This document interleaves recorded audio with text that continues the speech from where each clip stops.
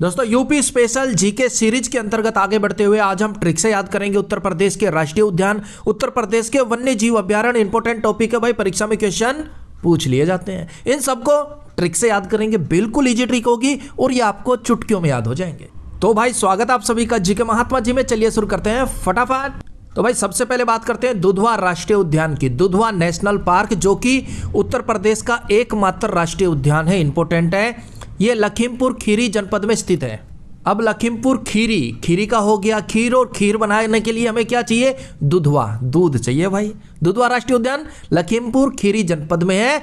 खीर बनानी है तो खीर बनाने के लिए दुधवा यानी कि दूध तो चाहिए ही चाहिए मेरे भाई। चावल थोड़े बहुत कम ज्यादा चल जाएंगे लेकिन दूध जरूर चाहिएगा।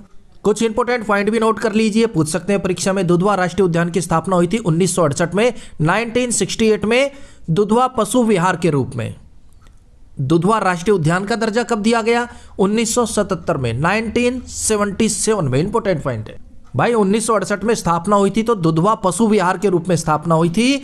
बाद में 1977 में इसे राष्ट्रीय उद्यान नेशनल पार्क का दर्जा दिया गया।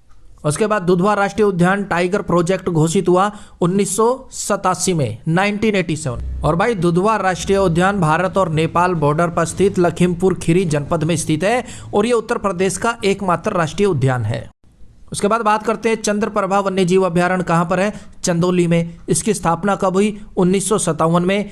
कितने वर्ग किलोमीटर में फैला है? 78 वर्ग किलोमीटर में फैला हुआ है। अब चंद्रप्रभा यानी कि चंद्रमा, और चंद्रमा की होती है चंदौली चांदनी, चंद्रमा चांदनी चंद्रप्रभा चंदौली, चंद्रमा चांदनी चंद्रप्रभा चंदौली। बिल्कुल लीजिए भाई। नेक्स्ट, किशनपुरा वन्य जीव विहार लखीमपुर खीरी में है। इसकी स्थापना हुई थी 1972 में। इसका क्षेत्रफल है 227 वर्ग किलोमीटर। किशनपुरा वन्य जीव विहार दुधवा टाइगर रिजर्व का हिस्सा है। अब किशनपुरा का हो गया किसानपुरा यानी कि किसान पूरी की पूरी। लखीमपुर खीरी का हो गया खीर, खा गया। क्यों? क्योंकि भाई खेत में मेहनत करके आया था, हल जोत के आया था, कच्ची चला के आया था, आते ही किसान को खीर परोसी गई और किसान पूरी की पूरी खीर खा गया। किशनपुरा लखीमपुर खीरी कौन खा गया? किसान खा गया। ना तो आप एक बिजनेसमैन को दे देना खीर, 2 चम्मच से ज्यादा खा ले तो किसान पूरी की पूरी खीर खा सकता है। किशनपुरा लखीमपुर खीरी। नेक्स्ट, कतरनिया घाट वन्य जीव विहार बहराइच में है। स्थापना हुई थी 1976 में। क्षेत्रफल 400 वर्ग किलोमीटर। अब माँ ने सख्त आदेश दे दिया बच्चे को, बहराइच बाहर इंच भी निकलाना घर से। बहराइच बाहर निकलाना घर से 1 इंच भी। कतरनिया काट के रख दूंगी भाई, कतरनिया घाट काट के रख दूंगी अगर घर से बाहर निकला 1 इंच भी। बहराइच बाहर निकला 1 इंच भी तो मुझसे बुरा नहीं होगा। क्या कर दूंगी? कतरनिया घाट काट के रख दूंगी, कतर दूंगी, काट दूंगी भाई। ध्यान रखना बेटा, घर से बाहर मत निकलना 1 इंच भी बहराइच। नेक्स्ट, चंबल राष्ट्रीय वन्य जीव विहार आगरा और इटावा में फैला हुआ है। स्थापना हुई थी 1979 में, 1979 में। और ये क्षेत्रफल है इसका 635 वर्ग किलोमीटर। अब आगरा का हो गया आग और इटावा का हो गया ईंट पत्थर। अब भाई हम एक जगह चले गए शादी में, तो वहाँ किसी के साथ झगड़ा हो गया। तो झगड़ा जैसे ही हुआ वहाँ पर लोगों ने आगजनी कर दी, आगजनी की, ठीक है। उसके बाद ईंट पत्थर भी बरसाने शुरू कर दिए। हम तो बड़ी मुश्किल से चंबल लेकर कंबल लेकर छुप छुपा कर निकले। हाँ, शादी में गए थे, किसी बात को लेकर झगड़ा हो गया, वहां पर आगजनी हो गई और लोग ईंटा पत्थर बरसाने लगे। हम कैसे बच के निकले? हम बड़ी मुश्किल से चंबल यानी कि कंबल ओढ़कर बड़ी मुश्किल से आग से और ईंटों से बचते हुए निकले। तो चंबल वन्य जीव विहार आगरा और इटावा। आप भी कहीं फंस जाओ जहां आग लगी हो, ईंटें बरस रही हो, चुपके से कंबल ओढ़कर निकल जाओ भाई, चंबल ओढ़कर। नेक्स्ट, महावीर स्वामी वन्य जीव विहार ललितपुर में है भाई। इसकी स्थापना हुई थी 1977 में, 1977 में। और इसका क्षेत्रफल है 5.4 वर्ग किलोमीटर। अब ललितपुर का हो गया ललायत। ललायत रहते हैं सब महावीर से मिलने के लिए, महावीर स्वामी से मिलने के लिए, महान पराक्रमी वीर से मिलने के लिए। तो हर कोई ललितपुर रहता है, ललायत रहता है, ललचाया रहता है कि मैं किसी भी तरह महावीर स्वामी से मिल लूँ, किसी भी तरह महान वीर से मिल लूँ। हर कोई ललायत रहता है, ललितपुर रहता है। नेक्स्ट, जटायु गिद्ध संरक्षण एवं प्रजनन केंद्र महाराजगंज में स्थित है। अब महाराज जब भी जंग लड़ते थे ना, राजा महाराजा जब भी जंग लड़ते थे, राजा महाराजा जब भी जंग पर जाते थे तो जटायु को साथ में लेकर जाते थे, ताकि वो आगे आगे उड़ता रहे और बताता रहे कि महाराज कितने सैनिक हैं, कितने घोड़े हैं, कितने हाथी हैं। तो राजा महाराज जब भी जंग में जाते थे क्या साथ में ले जाते थे? जटायु को, गिद्ध को। और युद्ध होने के बाद गिद्ध तो अपने आप ही टूट पड़ते थे भाई। उसके बाद है सोहागी बरवा अभ्यारण्य, ये भी महाराजगंज में है। अब महाराज जंग को छोड़ दीजिए, महाराजगंज है, महाराज है, राजा महाराजा, जंग को छोड़ दीजिए। जंग अच्छी चीज नहीं है, जंग में बहुत से सुहाग उजड़ जाते हैं, बरवा बर्बाद हो जाते हैं। महाराज जंग ठीक नहीं है, जंग छोड़ दीजिए। जंग में बहुत सी महिलाओं के सुहाग उजड़ जाते हैं, बर्बाद हो जाते हैं। सुहागी बरवा महाराजगंज में है भाई। ट्रिक है, आपको रिलेट और याद कराने के लिए दिल पे बिल्कुल भी मत लीजिएगा। अगर आपको वीडियो हेल्पफुल लगे तो भाई लाइक जरूर कर दीजिएगा। क्या ना आप भूल जाते हैं, लाइक कर दिया करो भाई।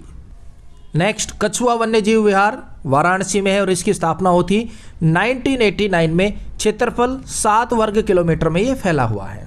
अब वाराणसी का हो गया वाणी, और वाणी भाई कछुए की तरह बिल्कुल नहीं होनी चाहिए। कछुआ जैसे धीरे धीरे चलता है ना, ऐसे वाणी कछुए की तरह नहीं होनी चाहिए। वाणी तो तेज तरार होनी चाहिए भाई। वीडियो को लाइक और शेयर सब्सक्राइब कर दीजिएगा। अगर मैं बोलूं भाई वीडियो लाइक कर दो तो ठीक नहीं है। तो वाणी हमेशा तेज तरार होनी चाहिए, कछुए की तरह नहीं होनी चाहिए। तो कछुआ वन्य जीव विहार वाराणसी में है भाई, भूल मत जाइयो।